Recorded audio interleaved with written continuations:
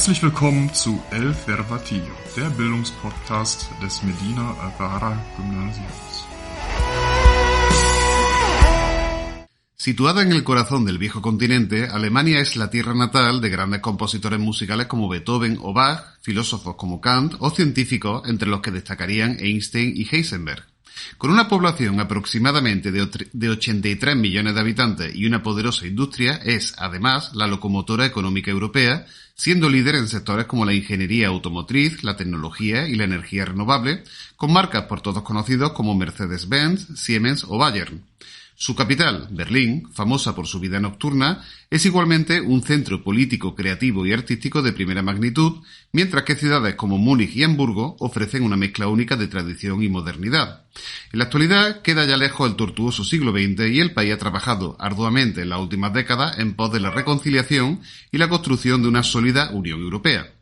En resumen, se trata de una nación comprometida con el progreso y el futuro, que goza de unos elevados estándares de vida y un sistema educativo de calidad, caracterizada, entre otras cosas, por poner énfasis en aspectos como la sostenibilidad y la defensa del medio ambiente. Para charlar un rato de Alemania y España, romper algunos tópicos, por más que estos tengan siempre un sustrato de realidad, y conocer de primera mano la visión que se tiene de nosotros en este país socio de la Unión Europea, contamos hoy en los micrófonos del Cervatillo con Aneta Ulitzka y Markus Schulz, profesores en el Leibniz Gymnasium de Dortmund, con el que repetimos intercambio escolar este año. Willkommen in Córdoba. Muchas gracias. Gracias. Empezamos con la primera pregunta. ¿Qué visión se tiene en Alemania de nuestro país, de España? Bueno, España es como un país de vacación, playa, hace calor, comida muy rica. Cultura muy rica también. Sí, pero sobre todo los alemanes vienen a España para hacer vacaciones. Uh-huh. Y dentro de esa cantidad de cientos de miles de turistas que vienen todos los años a nuestro país, exactamente, aparte del sol y la playa, ¿verdad? ¿Qué es lo que valoran más? A lo mejor quizás la gastronomía, el aspecto monumental, un turismo de compra. Creo que turismo de sol y playa es el turismo más perfecto, favorito. Uh-huh. Sí, bien. Pero, ¿España es un país de vacaciones o también un país para trabajar? Sobre todo yo diría que España es un país de vacaciones para los alemanes, pero claro, como somos parte de la Unión Europea, hay que hacer negocios entre los países, claro. A muchos españoles el alemán les resulta un idioma difícil, porque tiene muchas declinaciones y porque tiene unas palabras que para nosotros nos resultan extremadamente largas, con lo cual resulta difícilmente pronunciable. Pero, ¿qué se piensa del idioma de Cervantes en Alemania? Los españoles hablan rápidamente y los alemanes no pueden entender lo que los españoles están diciendo.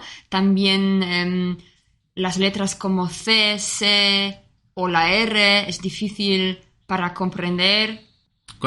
Una pregunta personal a los dos. Bueno, Marcus y Aneta obviamente hablan español a la perfección, como todos nuestros oyentes están pudiendo comprobar. ¿Dónde aprendisteis español? Yo en la universidad, o primero en la escuela, 3 años, y después en la universidad en Bochum, como tú, Marcus, ¿no? Sí, yo aprendí el español durante el bachillerato y después elegí estudiar la lengua, la cultura para hacerme profesor. Lo que me refería sobre todo es que cuando hay una persona que estudia el idioma de otro país en su propio país, lo estudia de una manera muy particular, ¿verdad? Y cuando de repente tiene el choque con la realidad de ese país, es quizás por donde tú ibas, Aneta, cuando comentaba el ceseo, el ceceo, ¿verdad? La R, ¿verdad? Que habitualmente a las personas de Alemania les resulta tan difícil. Pero ¿el español es un idioma que está de moda en Alemania ahora mismo? Sí. Sí. Yo diría que sí.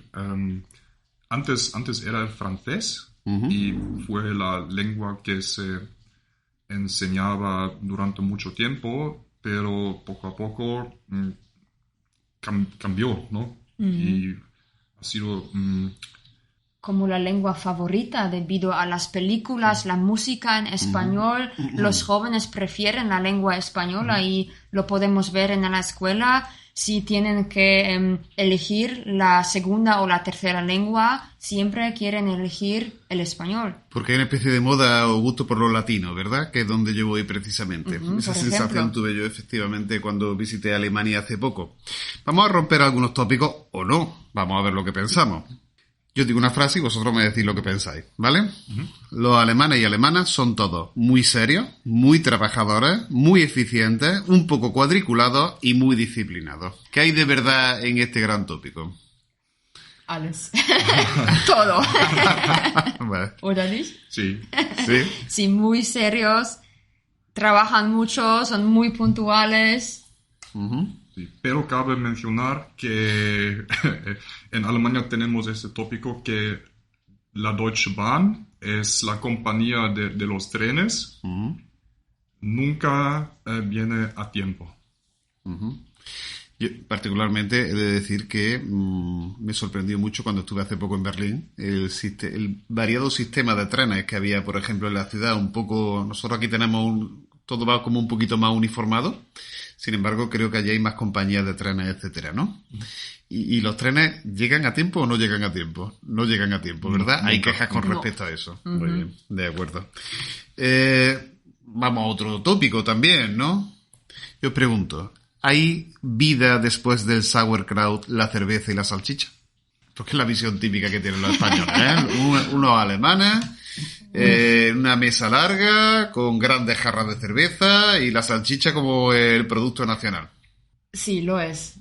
La cerveza, la salchicha o de tipos diferentes, como en Dortmund tenemos la Currywurst, muy especial, muy rico, y creo que no hay vida sin cerveza y salchicha en Alemania. Pero hay algo más, ¿verdad? Hay platos típicos. Por ejemplo, en Dortmund, ¿qué es lo que se come aparte de salchicha y cerveza? Un plato muy típico de Dortmund en particular es el así llamado Pfefferpottas. Es un asado, creo. Asado, sí. Y sí, se come normalmente durante el tiempo de Navidad. Una comida contundente también, ¿verdad? Sí. ¿Qué pensáis de la gastronomía española? Oh, muy rica, perfecta, sí. ¿Algún plato preferido? Porque España es un país con mucha diversidad gastronómica, como bien sabéis, ¿verdad? Las tapas en general. Sí, y la morcilla de Burgos está muy rica. Sí. Yo creo que todos coincidimos prácticamente en eso. Muy bien, pues muchas gracias, Aneta y Marcus, por este rato de charla y ofrecernos vuestra visión, ¿no? Y espero que disfrutéis de vuestra estancia aquí estos días de intercambio y que contribuya a que todos nosotros nos conozcamos mejor, que para eso son los programas Erasmus, para conocernos más profundamente, acabando con algunos tópicos que no sean realidad y, bueno, definitivamente conociéndonos más mutuamente. Muchas gracias. Vielen Dank. Danke, gracias.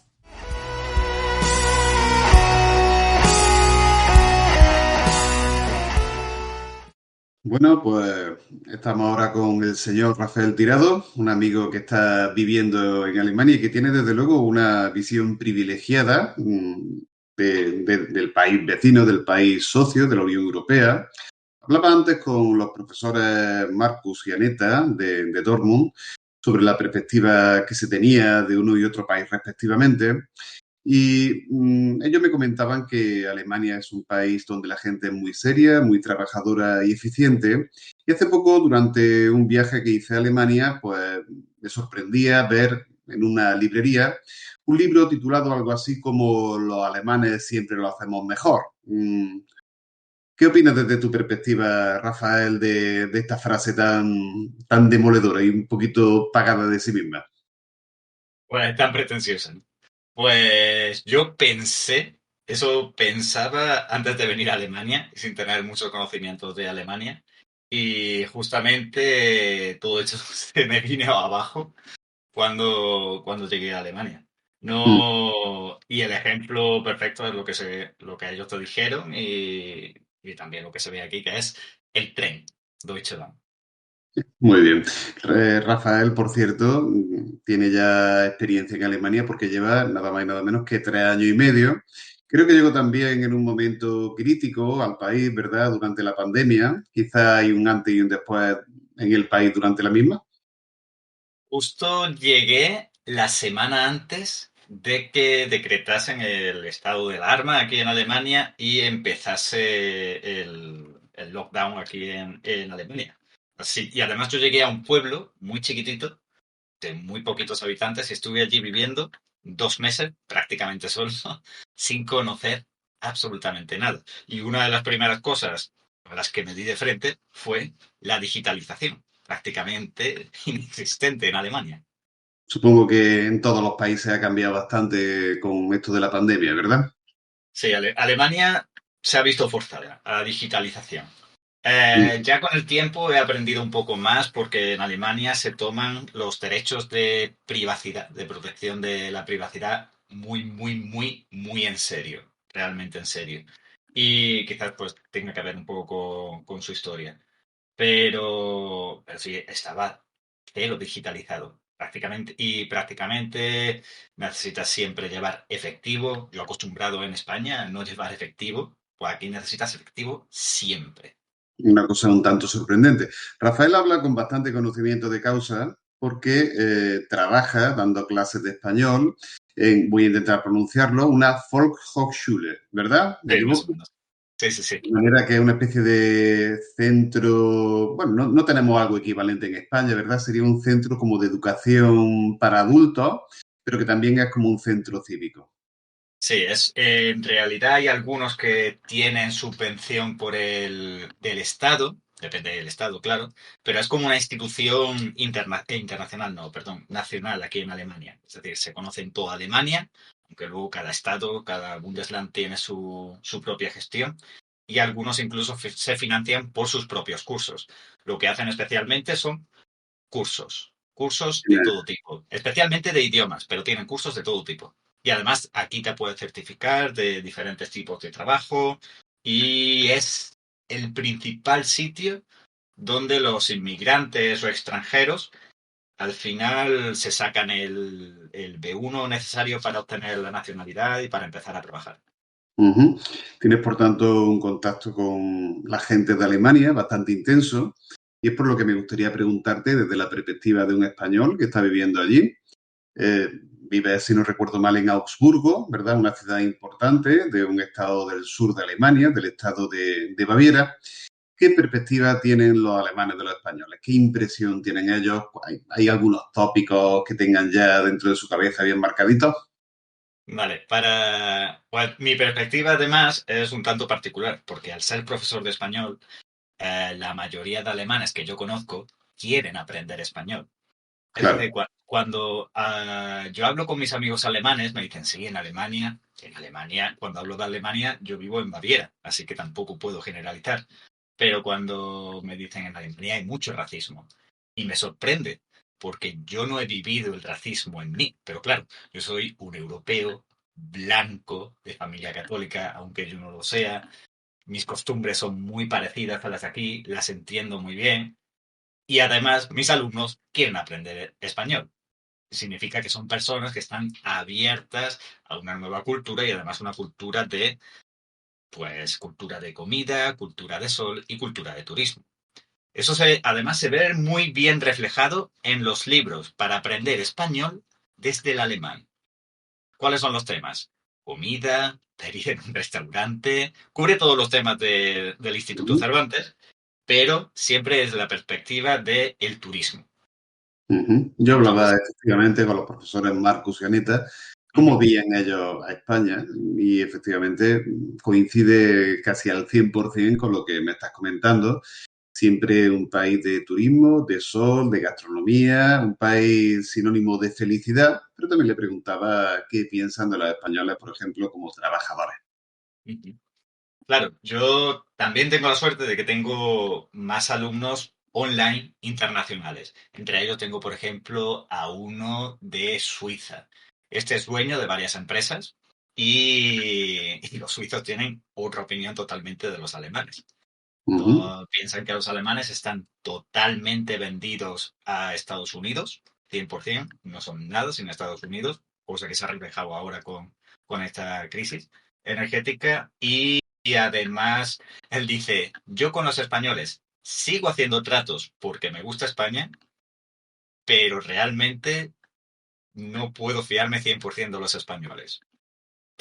Tópicos, negociaciones, por ejemplo, a la hora en los negocios, los alemanes y los suizos y los austriacos, hay diferencia entre ellos, ahora les voy a explicar un poco. Van a lo que van a los negocios y ya está, no se habla de nada más, no se habla de vida personal ni nada. Mientras que en España los negocios se hacen en las comidas, en el campo de golf, los negocios grandes, claro. Mientras que ellos dicen, bueno, eso es tiempo libre. Ujú. Y algunos negocios, pero los negocios que se hacen ahí no son oficiales. Ajá, sí, comprendo. Y bueno, desde tu perspectiva particularmente de profesor de español en Alemania, ¿es cierto, como le preguntaba a Marcus y a Neta, que el español es un idioma que está de moda ahora mismo? ¿Hay una moda y una pasión por lo latino en Alemania? ¿O ya Pues, existía de antes? pues no lo sé, porque mi visión es corta de este tiempo aquí, pero realmente sí existe. Actualmente, cuando yo estoy aquí, en el año 2023 y desde el año 2020, existe realmente mucha gente que habla español y que ten cuidado cuando hablas por la calle aquí español, por si piensas que no te están entendiendo, porque mucha gente te va a entender. Es más, yo al principio, con la pandemia, pues yo vine aquí no por necesidad, sino porque quería vivir la cultura, quería aprender el idioma, quería vivir todo esto. Entonces, claro, también mi visión no es de alguien que está aquí por necesidad, sino por gusto. Así que a mí me encanta Alemania, la naturaleza y los alemanes. Pero cuando yo llego a algún sitio y empiezo a hablar mi alemán, especialmente los primeros años, que no sabía nada, solamente las primeras frases, para decir cómo te llamas y lo que hago. Y cuando decía lo que hago, que soy profesor de español, todo el mundo siempre decía, ah, yo sé un poco español. Ujú. Todos. Incluso los médicos, porque con el principio de la pandemia tenías que ir, las vacunas, etcétera. Los médicos sabían español. Decían, ah, eres, cuando doy mi ficha, tú eres de Córdoba, de donde son las mujeres más bonitas. Pues hablando de tópicos, ¿verdad? Exacto, yo hice el Erasmus en Sevilla y muchísimo. Voy a un rocódromo aquí y yo siempre con mi frase por delante, Entschuldigung für mein Deutsch, perdón por mi alemán. Y ya, ah, no te preocupes. Si vas así, si intentas hablar alemán y te disculpas por tu alemán, ellos están súper encantados. Es más, cambian a tu idioma si lo saben. Pero si vas directamente con inglés, la cara que da ellos no va a ser la misma. Claro, Piensan bueno, yo como que creo que vas a de sacar. todas maneras es Ni una siquiera un cuestión halo. cultural, ¿no? En todos los países, porque a todos nos gusta que nos hablen en nuestro idioma. Los españoles, ya comentaba yo con Marco y Anita, que muchas veces nos sentimos un poquito cohibidos con el alemán, porque parece un idioma muy difícil, con unas palabras muy largas, difícilmente pronunciable también por nosotros, pero realmente hay muchos españoles a los que les gusta el alemán. A mí particularmente me gusta el alemán. A ti te he oído hablar alemán y me parece maravilloso, es verdad que yo no lo entiendo muy bien, de manera que, pero unos cuantos añitos ya se van notando allí, ¿verdad? Voy a hacer una pregunta, haciéndolo simplificando un poquito. Vale. Un antes y un después. Cosas que tú creías que Alemania era de una manera y te ha llevado una sorpresa, para bien o para mal, de otro tipo. ¿De acuerdo? Para romper estos tópicos un poquito, aunque todos los tópicos tienen una base muchas veces de verdad, no son gratuitos, ¿no? Pero un antes y un después. Vale.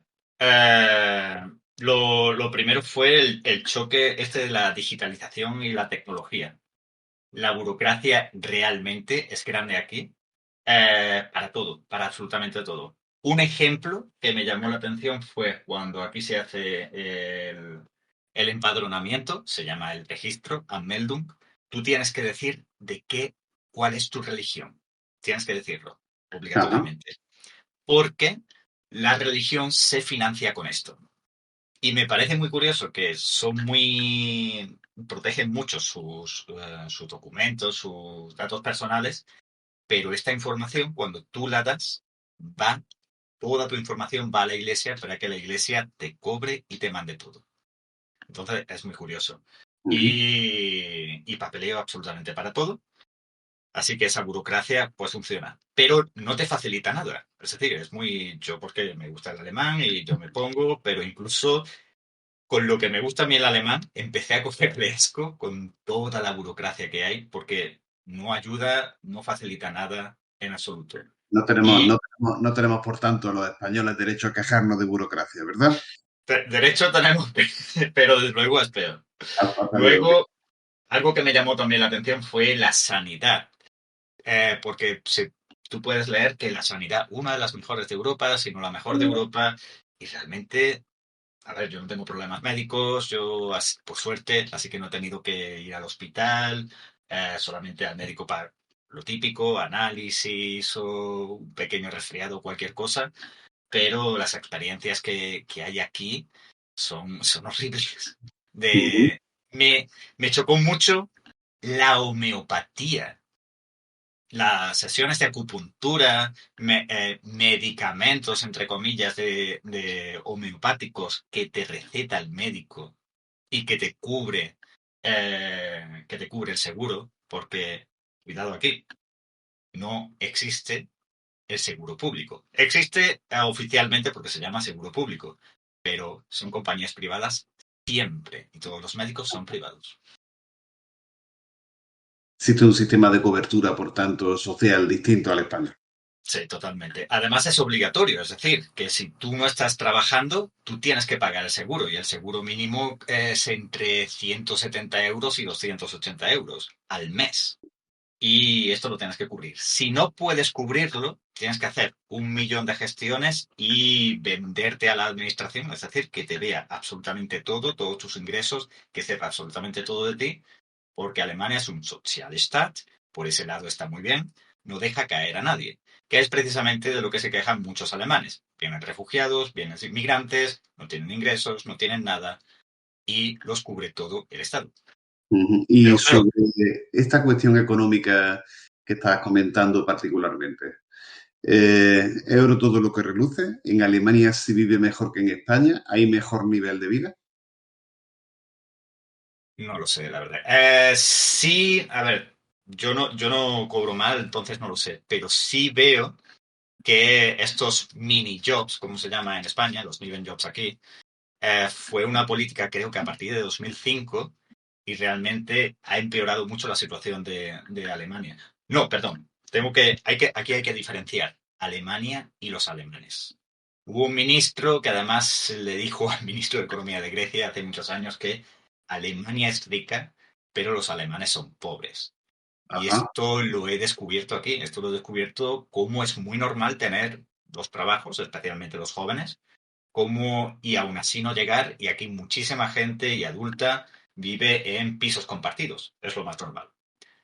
Precisamente, una de las razones es porque los hijos, pues, bueno, los chavales a los 18 años se van de casa, es lo más normal, tengan trabajo o no, estudien en la universidad o no, es lo más normal, que quieran su independencia. No siempre, también hay clásicos, especialmente en los pueblos, donde se quedan en casa hasta que tienen dinero suficiente para comprar una casa al lado de los padres en el mismo pueblo, con su novio, que se convierte en su marido, etcétera. Pero sí, y el cambio de trabajo es súper rápido y muy normal. Es decir, un día estás en un sitio, otro día estás en otro sitio, el nivel job apenas, apenas te cubre nada, pero no aparecen en los datos de paro. Ujú. Hay una movilidad mucho mayor, por tanto, de trabajadoras y Sí. también se percibe en los estudiantes alemanes que he tenido oportunidad de conocer estos días una mayor libertad, un pensamiento distinto, con más movilidad. Ujú. Eh, es distinto, efectivamente. Hay diferencias. En España, por ejemplo, unas tasas de paro muy diferentes a las de Alemania, ¿verdad? La mentalidad es diferente. Es más bien agarra un trabajo y no lo sueltas porque no sabemos lo que puede llegar después. Al menos es Exacto. lo que piensa buena parte de la población. Ujú. Eh, Vamos a terminar con alguna cosa que quizás podría tomar España ejemplo de Alemania, ¿verdad? Algunas cosas que tú has visto que nos lleva a Alemania ventaja. Yo he de Sí. decir, por cierto, que solamente he visitado Alemania en un par de ocasiones. La primera vez fue en los años 90 y noté una diferencia en todos los sentidos. De hecho, Ujú. fui muy cerca de donde tú estás ahora mismo. Estuve en Baviera y en los años 90 noté que España estaba muy por detrás. Sin embargo, yo creo que en estos últimos años España ha comido terreno, por decirlo de alguna manera, ¿no? O se ha acercado, está a un nivel más similar a Alemania. Pero me gustaría que me dijese si Alemania está todavía por delante y qué es lo que los españoles podrían adoptar, ¿no? De qué cosas buenas tiene este país socio de la Unión Europea. Vale. Primero es la naturaleza. Claro, también es el país que más contamina de Europa, normal por su industria tan grande y por su tamaño, pero son los primeros interesados en todas las políticas que sean pro naturaleza y protección del medio ambiente. Para ellos, esto es algo que me encanta de Alemania. Yo puedo llegar a un bosque o incluso en Múnich, que es una gran ciudad, tienes el parque inglés, el English Park, English Garden, lo tienes a 10 minutos prácticamente de cualquier sitio donde estés. La protección de la naturaleza es muy importante aquí en Alemania. Más cosas. Mira, sobre la eficiencia. No me parecen ineficientes. De hecho, esto es un mito que se me ha caído. No me parecen eficientes porque con toda esta burocracia y como ellos no son rápidos, en la hostelería no son nada rápidos. Y eso por un lado me parece bien. Que no tienes al personal corriendo de aquí para allá. Dices, no, este es mi turno, esto es lo que tengo que hacer. Por otra parte, me parecen muy robóticos y cuadriculados, el tópico, pero llegado al extremo. De manera que esto lo he visto en empresas de ingeniería, de amigos ingenieros que tengo, que sus, sus empresas son, esto es lo que yo tengo que hacer. Tengo muy limitado lo que yo tengo que hacer. Si veo que alguien no está haciendo bien su trabajo, si veo que me llega parte de un proyecto y ese proyecto no está bien hecho, ellos tienen la mentalidad de el barco se está hundiendo, pero este no es mi problema. Esta parte del barco no forma parte de mi problema. Entonces ven como un proyecto puede ir mal y aún así no decirlo porque no es su trabajo. Y en cuanto llega el minuto de irse, como ellos dicen, se les cae el bolígrafo y a casa. Y no me preocupo de nada. Por ejemplo, cosas que tienen bien, pero que además precisamente lo usan mucho. Cuando se ponen enfermos, ellos no tienen que justificarlo hasta que no tienen cierta cantidad de días. Creo que eran 3 o 4, incluso una semana. Y los alemanes, si hay cerca un puente, ese día y no le dan el día, saben que se van a poner malos. Ellos ya lo saben. Y esto es súper, súper normal, porque precisamente los españoles, acostumbrados a España, no se toman días libres o no se cogen bajas, pero los alemanes, pues hoy no me siento bien, hoy he tenido un ejemplo real. Hoy he tenido un sueño muy malo y me he levantado mal, una pesadilla, y no puedo trabajar. Fin. En una Pero empresa súper importante de ingeniería, ¿eh? Ajá, pero entiendo que luego esos días los recuperan de otra manera y que tienen No, como más fe en los trabajadores, ¿o cómo? no. Es fe y tienen los derechos laborales. Aquí históricamente los sindicatos ahora tienen un sueldo mínimo, pero antiguamente, históricamente siempre ha sido los sindicatos y hoy en día tienen mucho poder, especialmente en las grandes empresas y manufactureras. Así que realmente los sindicatos funcionan. No sé los sindicalistas. Los sindicalistas son muy similares a los de España, pero los sindicatos realmente funcionan y es muy normal. No sé cómo funciona a nivel de economía de la empresa, si tiene que pagar la empresa al 100%, paga algo el Estado, no tengo ni idea, o algo el seguro, pero tienen unos días para cogerse al mes por derecho y prácticamente se los cogen todos. O sea Prácticamente que se los ellos, cogen todos. básicamente, lo que podemos concluir es que saben cuáles son sus derechos laborales, Exacto. los ejercen, no son explotados y cuando llega la hora de terminar, pues le pagan la hora extra o no hay más trabajo. ¿Verdad? De hecho, Exacto. si no recuerdo mal, hace un tiempo vi en las noticias que había unas grandes fábricas, no sé si eran de la Volkswagen, que a las 8 de la tarde, para que nadie trabajase más de lo que le correspondía, directamente cogían y apagaban las luces. O sea, se apagaba la fábrica a una hora determinada y ese día ya no se trabajaba más. O sea, son Claro, sí, personas, sí. por tanto, que ejercen sus derechos. Exacto. Ejercen sus derechos, no sé si tanto por sentimiento de obligación o tanto porque si no lo ejerces, pues te vamos a denunciar. Porque los Mm. trabajadores aquí son así. Los trabajadores vas a respetar mi derecho. Sí o sí. Ajá, eso es una cosa bastante loable, por tanto, ¿verdad? Claro, eso yo lo veo bien. Sí. La parte mala es no salirte un poco del marco de tus responsabilidades para poder decir por qué hay un problema. Y es que si las limitaciones que te han puesto no estaban bien pensadas, es decir, si el error ya viene de arriba y tú ves, no, un momento, aquí hay un error, yo creo que debería encargarme de esto y alguien de esta parte, o cuidado, cuidado, que aquí veo un error, aquí veo un problema y es el individualismo. Ujú, comprendo. Pues muy bien, pues muchas gracias, Rafael, por este ratito de charla, compartiendo con nosotros para los micrófonos del Cervatillo nuestro programa del Instituto Medina Azahara, tu visión sobre Alemania y los alemanes. Desde luego, nuestros oyentes se habrán podido dar cuenta que Rafael es un fino observador de la realidad. Y muchas gracias, estamos encantados de haberte tenido y espero que algún día pues vuelva a colaborar con nosotros. Un placer, siempre, cuando queráis. Muchas gracias. Pues esto es todo por hoy, mis queridos oyentes del Cervatillo. Espero que el programa haya sido de vuestro interés y que hayáis aprendido nuevas cosas. Si ese ha sido el caso, no olvidéis suscribiros y darle un like. Y si queréis dejar cualquier tipo de comentario o hacer una petición, podéis hacerlo siempre que queráis escribiendo al correo elcervatillodemedinazahara, todo seguido, @gmail.com. Nos oímos pronto en un nuevo episodio y entre tanto recuerden, sapere aude.